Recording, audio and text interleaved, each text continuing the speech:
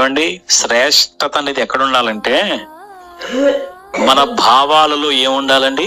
శ్రేష్టత ఉండాలి. శ్రేష్టమైన భావాలు. దేవుణ్ణి మీరు అందరూ కూడా ఆరాధిస్తారా, ఆరాధించరా? మనందరం కూడా ఆరాధిస్తాం. దేవుని గురించిన మన ఆలోచనలు ఆరాధించేటప్పుడు ఎలా ఉండాలంటే శ్రేష్ట భావాలతో ఉండాలి. ఏ భావాలతో ఉండాలి? శ్రేష్ట భావాలతో. ఇందాక నేను చెప్పాను కదా, మనం దేవుణ్ణి ఏడిపిస్తూ మనల్ని దేవుడు ఏం చేస్తున్నాడు అనుకుంటాం. ఇది ఏ భావం? ఇది ఎలాంటి భావం? దేవుని గురించి మంచి భావం కాదు ఇది. దేవుని గురించి ఒక దురభిప్రాయం.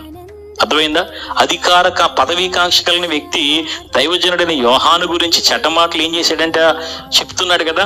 ఇక్కడ ఆ దేవుని గురించినటువంటి అనాలోచన కలిగిన వారు దేవుని గురించి మంచి మాటలు పలకరు, దేవుని గురించి మంచి మాటలు చెప్పరు.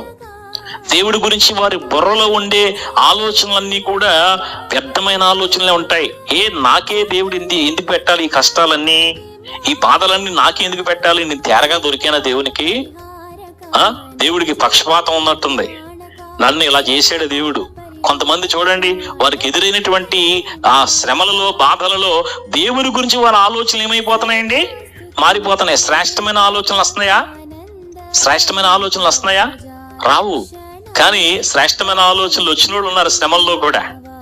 ఎవరికి వచ్చినాయండి శ్రేష్టమైన ఆలోచనలు? యోసేపు గారికి వచ్చినాయి, యోబు గారికి వచ్చినాయి, దానియేలు గారికి వచ్చినాయి. దేవునికి మహిమ కలుగును గాక. వారి జీవితంలో ఏ పరిస్థితి వారికి సంభవించినా దేవుడి గురించి వారు మాట్లాడే మాట శ్రేష్టమైనదిగా ఉంది. దేవుని వలన మనం మేలు అనుభవించాలా, కీడు అనుభవించదగదా? ఎవరండి మూర్ఖురాలు మాట్లాడుతున్నావు, కష్టాలు వస్తే నీ ప్రవర్తనలా మారిపోయింది.